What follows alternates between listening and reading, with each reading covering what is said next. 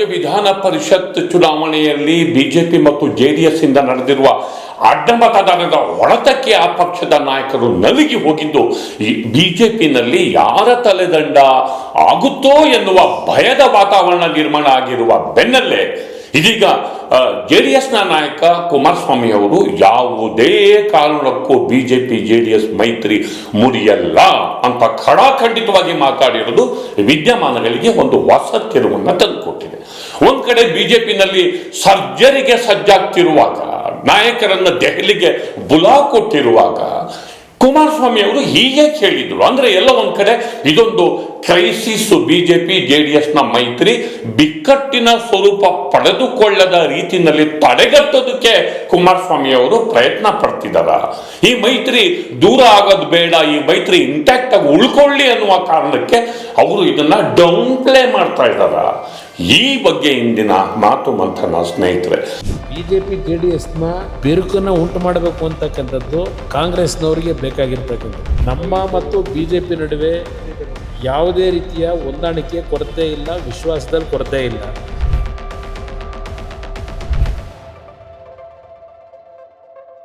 ಗೆಳೆಯರೆ, ವಿಧಾನ ಪರಿಷತ್ ಚುನಾವಣೆಯಲ್ಲಿ ಮುಖ್ಯಮಂತ್ರಿ ಡಿ.ಕೆ. ಶಿವಕುಮಾರ್ ಬಿಜೆಪಿ ಮತ್ತು ಜೆಡಿಎಸ್ಗೆ ಅಡ್ಡ ಮತದಾನದ ಹೊಡೆತ ಕೊಟ್ಟಿರೋದಿದೆಯಲ್ಲ, ಅದು ಒಂದು ರೀತಿಯಲ್ಲಿ ಆ ನಾಯಕರ ಜಂಘಾಬಲವನ್ನೇ ಉಡುಗಿಸಿದೆ.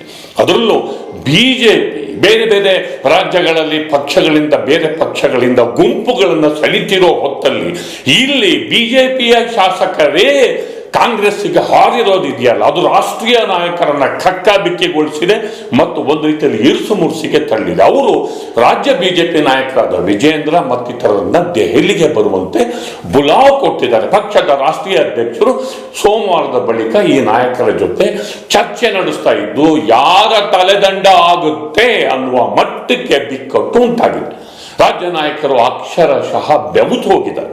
ಇಂತಹ ಪರಿಸ್ಥಿತಿಯಲ್ಲಿ ಜೆಡಿಎಸ್ನ ನಾಯಕ ಕೇಂದ್ರ ಸಚಿವ ಕುಮಾರಸ್ವಾಮಿ ಅವರು ಒಂದು ದಿಢೀರ್ ಅಂತ ಇವತ್ತು ಸ್ಟೇಟ್ಮೆಂಟ್ ಮಾಡಿರೋದು ಸೋಜಿಗ ಆಶ್ಚರ್ಯಕ್ಕೆ ಕಾರಣ ಆಗಿದೆ. ಆಯ್ತು, ಈ ಚುನಾವಣೆ ಕೌನ್ಸಿಲ್ ಚುನಾವಣೆ, ಇದಕ್ಕೂ ಜನರ ನಡುವಿನ ಚುನಾವಣೆಗೂ ಸಂಬಂಧ ಇಲ್ಲ. ಸೋತಿರ್ಬಹುದು, ಅಡ್ಡ ಮತದಾನ ಆಗಿರಬಹುದು, ಅದೇನು ಮೊದಲೇನಲ್ಲ ಅನ್ನುವ ರೀತಿಯಲ್ಲಿ ಇದನ್ನ ಡೌನ್ ಪ್ಲೇ ಮಾಡಿದ್ದಾರೆ. ಇದರಿಂದ ಬಿಜೆಪಿ ಜೆಡಿಎಸ್ ಮೈತ್ರಿಗೆ ಧಕ್ಕೆ ಇಲ್ಲ, ಈ ಮೈತ್ರಿ ಅಬಾಧಿತ, ಇಲ್ಲಿ ಯಾವುದೇ ಸಮಸ್ಯೆ ಇಲ್ಲ ಅಂತ ಖಡಾಖಂಡಿತವಾಗಿ ಹೇಳಿದ್ದಾರೆ. ಅಂದ್ರೆ ಮುಂದೆ ಆಗಬಹುದಾದಂತಹ ಡ್ಯಾಮೇಜ್ ಅನ್ನ ಕಂಟ್ರೋಲ್ ಮಾಡೋದಕ್ಕೆ ಕುಮಾರಸ್ವಾಮಿ ಅವರು ಪ್ರಯತ್ನ ಪಡ್ತಿರೋದು ಅವ್ರ ಸ್ಟೇಟ್ಮೆಂಟ್ ಇಂದ ಗೊತ್ತಾಗುತ್ತೆ.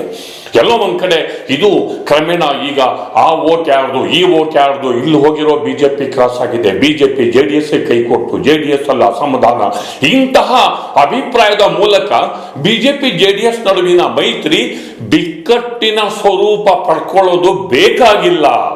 ಈ ಮೈತ್ರಿ ಸದ್ಯಕ್ಕೆ ಹೀಗೆ ಇರಲಿ ಮತ್ತು ಈ ಮೈತ್ರಿಯ ಪರಿಣಾಮ ಬಿಜೆಪಿನಲ್ಲೂ ಕೂಡ ಯಾರ ಮೇಲೂ ಏನೂ ಆಗದೇ ಇರಲಿ ಎನ್ನುವ ಉದ್ದೇಶವೂ ಅವರಿಗಿದ್ದಾಗಿದೆ. ಈಗ ಅವರ ಪ್ರತಿಕ್ರಿಯೆ ನೋಡೋಣ ಬನ್ನಿ.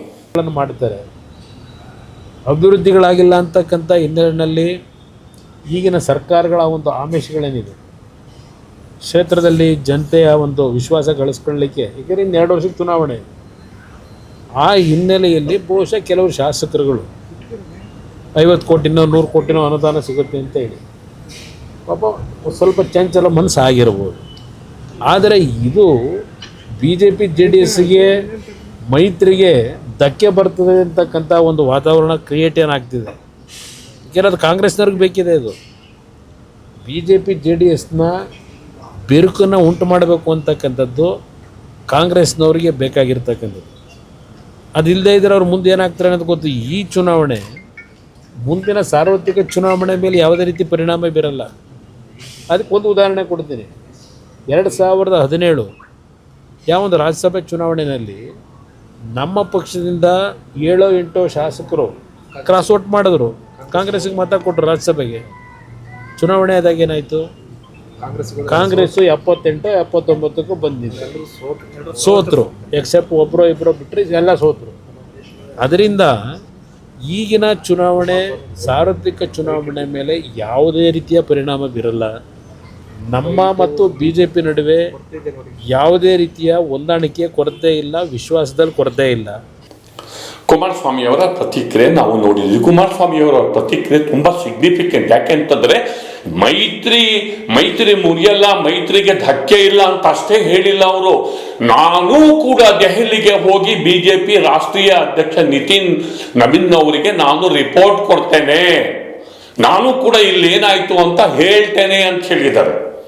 ಇಲ್ಲಿ ಏನಾಗಿದೆ ಅಂತ ನಾನು ವಿವರಿಸ್ತೇನೆ ಅಂತ ಹೇಳ್ತಿದ್ದಾರೆ. ನನಗೆ ಬಂದ ಮಾಹಿತಿಯ ಪ್ರಕಾರ ಅವರು ಈ ಭೇಟಿಯ ಸಂದರ್ಭದಲ್ಲಿ ಬಿಜೆಪಿ JDS ಮೈತ್ರಿಯ ಬಗ್ಗೆ ಕೆಲವು ಕ್ಯಾಟಗಾರಿಕಲ್ ಆದ ಅವರು ಸ್ಪಷ್ಟನೆಯನ್ನ ಬಯಸ್ತಾರೆ ಅಂತ ಕೂಡ ಗೊತ್ತಾಗಿದೆ. ಈ ಮೈತ್ರಿಗೆ ನಿಷ್ಠೆಯನ್ನ, ಈ ಮೈತ್ರಿಗೆ ಬದ್ಧತೆಯನ್ನ, ಈ ಮೈತ್ರಿಯ ಧರ್ಮವನ್ನ ಪರಿಪಾಲಿಸುವ ವಿಚಾರದಲ್ಲಿ ಬಿಜೆಪಿ ರಾಷ್ಟ್ರೀಯ ಅಧ್ಯಕ್ಷರ ಜೊತೆ ಕುಮಾರಸ್ವಾಮಿ ಹೆಚ್ಚು ದೃಢವಾಗಿ ಮಾತನಾಡುವ ಸಾಧ್ಯತೆಗಳು ಇವೆ ಎನ್ನುವ ಮಾಹಿತಿ ನನಗೆ ಲಭ್ಯ ಆಗ್ತಿದೆ. ಅಂದರೆ ಎಲ್ಲೋ ಒಂದ್ ಕಡೆ ಈ ಮೈತ್ರಿ ಈ ಗೊಂದಲದ ಕಾರಣಕ್ಕೆ, ಈ ಶಾಸಕರ ಭಿನ್ನಾಭಿಪ್ರಾಯದ ಕಾರಣಕ್ಕೆ ಅಥವಾ ಕಾರ್ಯಕರ್ತರ ನಡುವಿನ ಗೊಂದಲದ ಕಾರಣಕ್ಕೆ ದೂರ ಆದರೆ ಇದರ ಪರಿಣಾಮ ಬೇರೆ ಬೇರೆ ತರ ಆಗುತ್ತೆ. ಆದ್ದರಿಂದ ಈ ಮೈತ್ರಿ ಇರಲಿ ಅನ್ನೋದರ ಜೊತೆಗೆ ಈಗ ಅವರು ರಾಜಕಾರಣಕ್ಕೆ ಬರ್ತೀನಿ ಅನ್ನೋ ವಿಚಾರನೂ ಕೂಡ ಬಿಜೆಪಿ ನಾಯಕರಿಗೆ ಕೆಲವರಿಗೆ ಇಷ್ಟ ಆಗಿಲ್ಲ.